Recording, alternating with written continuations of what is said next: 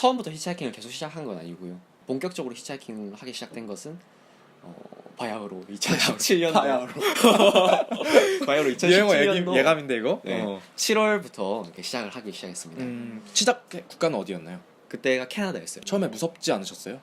네, 지금도 결코 이렇게 안전하다고 생각은 하지 않고 전혀 모르는 곳에 가서 전혀 모르는 사람을 만난다는 게 굉장한 리스크를 가지고 있는 거잖아요. 그럼에도 불구하고 네. 하는 이유? 그럼에도 불구하고 세상은 따뜻한가요? 따뜻한 사람들이 더 많다라는 것을 믿고 있습니다. 가장 빠르게 히치하이킹한 경우는 한 1초 만에 탄 적도 있어요. 오, 바로 들자마자 그러면 딱 이거 맞나요? 이렇게 하죠. 아 이거. 네. 제가 그냥 걸어가는 모습을 뒤에서 보고 있었더라고요. 아. 제 가방을 내려놓고 엄지를 드는 순간 바로 그냥 와서 이렇게 태워가는 경우도 있었어요. 가장 오래 걸린 시간은 한 8시간 정도 기다리다가 네, 포기하고 도로에서 8시간을. 네. 그래서 히치하이킹을 할 때 가장 중요한 점이 무조건 도시에서 해야 됩니다. 특히 캐나다 같이 그렇게 넓은 나라에서는 도시와 도시 중간에 내리게 되는 경우에는 네, 그 다음에 갈 수 있는 갈 수 있는 방법이 없습니다.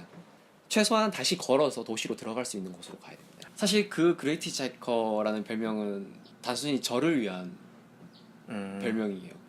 히치하이킹이 가장 안 됐을 때 네. 너무 할 일이 없고 자존감이 떨어지는 거예요. 네, 그냥 도로에 딱 멍하니 서서 아무것도 할 수 없을 때 그때 딱 앉아서 그레이트 히치하이커라는 말을 그 팻말에다 적은 거예요. 왜냐면 내가 이렇게 지금 비참하지만 나는 그레이트 히치하이커야 라는 생각을 하면서 그렇게 적었던 거죠. 역시 아이디어나 뭐 어떤 그런 영감 같은 거는 네. 진짜 좀 되게 고독한 상황에서 이렇게 딱 발생을 하는 것 같아요. 고생을 많이 해야 진짜 고생을 많이 해야 이게 생각난다니까. 팁이라면 히치하이커라고 해서 을의 입장에 있지 않으면 됩니다. 내가 남의 차를 얻어 탄다고 생각하면 굉장히 낮은 자세로 갈 수밖에 없어요. 그래서 자동차가 서고 그 다음에 그 드라이버와 내가 대화를 하는 순간만큼은 동등하다고 생각을 하셔야 됩니다. 제가 그 드라이버를 판단하는 거죠. 드라이버의 생김새는 어떤지, 면도는 얼마나 깔끔하게 돼 있는지, 베이비 시트가 있는지 그런 것들을 종합적으로 빠른 시간 내에 판단해서 내가 이 차에 타도 살아날 수 있을지 네, 생존에 대한 문제죠. 그 다음에 두 번째는 내가 이 사람과 같이 있을 때 재미있고 생산적인 대화를 할 수 있을 만한 사람일지 거기에 대한 생각까지 하게 됩니다. 생존권과 흥미 그 두 가지가 만족이 된다면 저는 타고 아니면 타지 않습니다. 제가 한 히치하이킹의 목적은 그냥 단순히 장소 이동만을 위한 히치하이킹은 아니었거든요. 히치하이킹을 통한 만남으로 그 이야기를 만들어가는 과정이라고 생각을 했어요. 절박하게 나는 히치하이킹을 1000km를 달성하겠어 라든지 뭐 그런 익스트림 스포츠라고 생각을 한 게 아니고 다큐멘터리라고 생각했어요. 히치하이킹을 하는 과정 자체가 중요한 거지 히치하이킹을 얼마나 많이 했는지 얼마나 오래 했는지 자체는 중요한 게 아닌 거죠. 이것도 아까 말했던 그 여행지 몇 군데 갔냐 이거랑 좀 일맥상통하는 말이네요, 그죠? 그렇죠. 그러니까 뭐 몇 킬로를 달성하자 이게 아니라 네. 그 과정에서 무엇을 배우고 느끼면은 그걸로써 네. 성공을 한 것이다. 뭐 미국이나 캐나다 같이 큰 나라들은 도시만 벗어나도 완전한 시골이에요. 어느 정도로 시골이냐면 가로등 자체가 없는 도로예요. 무섭다. 그리고 그냥 그 황무지에 도로 하나만 정중앙에 이렇게 뚫려 있다고 보시면 됩니다.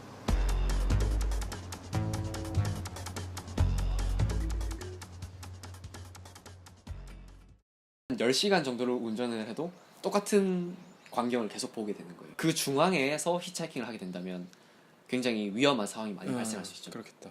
캐나다 같은 경우에는 도시와 도시 중간에 그 인디안 보존구역들이 있어요. 거기 앞에 캐나다 16번 국도가 있거든요. 앞에 보면 사인이 딱 적혀 있어요. 여자는 히치하이킹 하지 마시고. 왜냐하면 그곳에서 히치하이킹을 하다가 많은 인디안 여성분들이 실종이 됐거든요. 그러니까 도시가 아닌 곳에서 히치하이킹 할 때는 안전에 대해서 유념을 하셔야 됩니다. 히치하이킹 할 때 원칙을 세우는 게 가장 중요합니다. 가장 먼저 세워야 되는 원칙은 안전에 대한 원칙이에요. 그래서 저는 밤에 히치하이킹 하지 않습니다. 그리고 밝을 때 내가 사리 분별을 할 수 있을 때 그때 히치하이킹을 할 수 있습니다. 캐나다 같은 경우는 나라가 워낙 땅이 넓고 대중교통이 발달이 되지 않아 있어요. 도시와 도시를 이동하는 방법이 크게 따지면 비행기가 있을 수 있는데 비행기는 요금이 굉장히 비쌉니다. 대체 수단으로 자기 자가용을 타고 다녀요. 그러다 보니까 중간중간에 히치하이킹을 하는 경우도 굉장히 많습니다. 중간에 히치하이커들을 같이 만난 적도 있어요. 그럼 만나서 혹시 같이 네. 히치하이킹? 그렇게 만나서 같이 히치하이킹 한 적이 딱 한 번 있어요. 전 사실 그걸 별로 좋아하지 않거든요. 다른 히치하이커를 만나는 것도 뭐 경쟁자. 재밌을 수 있지만 경쟁자이기도 한데 사실 경쟁자가 될 수 없는 게 저는 히치하이킹을 너무 잘하거든요. 내가 최고다. 그러니까 나는 히치하이킹을 나한테 덤빌 수 없다. 뭐 예를 들면 뭐 팻말을 들고 있으면 이 팻말이 운전자한테 얼마나 잘 보일지, 어떻게 보일지. 각도는 얼만큼 보이고 나는 어떤 모습을 하고 있고 나는 어떻게 나를 세일즈 할지 모든 히치하이킹에 대한 준비가 돼 있는데 뭐 일반적인 히치하이커들이 그렇게 많이 준비하진 않죠. 그냥 뭐 달랑 그냥 이렇게 엄지만 들고 있는 경우가 있잖아요. 경쟁자가 아니고 얘를 제가 챙겨줘야 되는 거예요. 많은 종류를 타지 못했어요. 캐나다 같은 경우는 픽업 트럭이 트럭. 네, 가장 대표적인 이동 수단 중에 하나거든요. 진짜 큰 거 말씀하시는 거, 이만한 거. 어느 정도 크기라고 보면 되냐면 1톤 포터 트럭 있잖아요. 네. 그거의 한 1.5배 정도 되는 크기의 아. 트럭이라고 보시면 됩니다. 보통 조수석 아니면 뒷좌석에 탑니다. 그게 트럭 뒷칸에 타지 않아요. 그쵸. 우리가 아는 그런 트럭이 아니에요. 굉장히 고급스러운 트럭입니다. 네, 픽업 트럭 자체가 일단은 가격이 굉장히 비싸고요. 뭐 7, 8천만 원에서 1억이 훌쩍 넘어가는 가격이고 안에도 뭐 기본 우리가 아는 그런 뭐 벤츠나 BMW의 버금가는 못지않은 사양을 가지고 있습니다. 그래서 그 히치하이킹이라는 것 자체가 자기 자신에 대한 포장을 잘해야 됩니다. 물건 파는 거랑 똑같아요.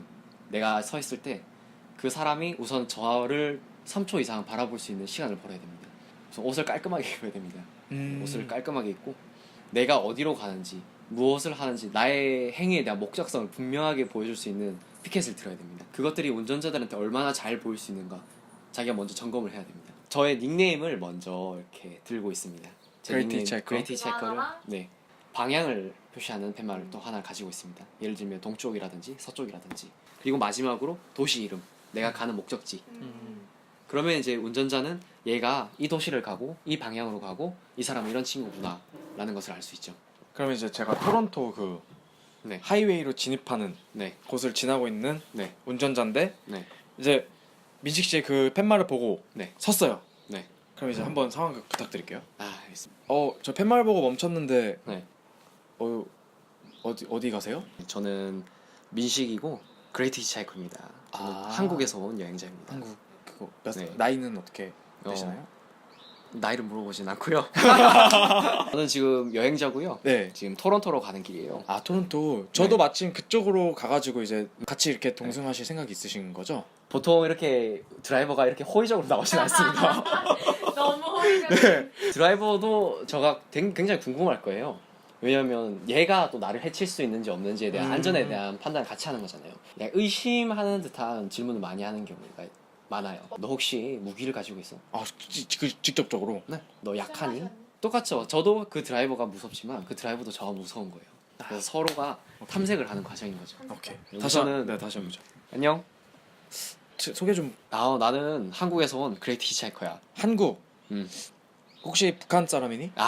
이럴 줄 알았어. 나는 북한 사람이 아니고 남한 사람이야. 왜냐면 아. 북한 사람은 여행을 할 수가 없거든. 그러니? 혹시 나를 해치거나 뭐 음. 그럴 걱정이 되는데 어떻게 설명해봐.